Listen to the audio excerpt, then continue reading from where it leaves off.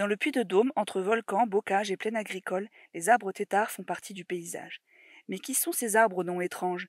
Têtard, trogne, tête de chat ou encore arbres paysans?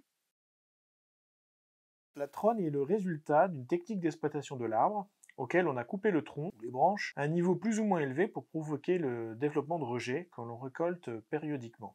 Ainsi, par leur entretien, les arbres têtards servaient à fournir du bois pour la vie de tous les jours. Aujourd'hui, ces arbres disparaissent de nos paysages auvergnats, par manque d'entretien ou par destruction directe, car ils ne sont presque plus utilisés pour leur fonction première. Ils sont aussi importants pour la biodiversité.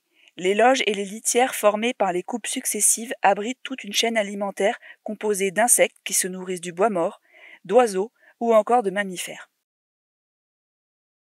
Notre projet couvre 4 collectivités en zone centrale du département du Puy-de-Dôme, où les enjeux de préservation des arbres têtards sont forts. En effet, les pressions sont multiples: étalement urbain, pression sécuritaire sur les vieux arbres et simplification des paysages agricoles. Notre projet est constitué de 2 volets.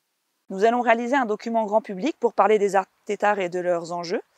Nous allons également organiser des animations, des balades ou encore des conférences, et nous recruterons sur les territoires des ambassadeurs pour relayer l'information. L'objectif de ces actions est de permettre au plus grand nombre de participer au recensement des arbres têtards via une carte en ligne qui centralisera les données. Pour perpétuer ces savoir-faire de taille et d'entretien, nous organiserons des formations pour les agriculteurs et les agents communaux.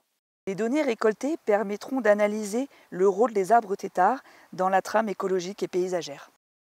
Ce projet de préservation et restauration des arbres têtards était dans les cartons du Seine-Auvergne depuis longtemps. Merci à toutes et à tous pour vos dons qui nous permettent enfin de le lancer.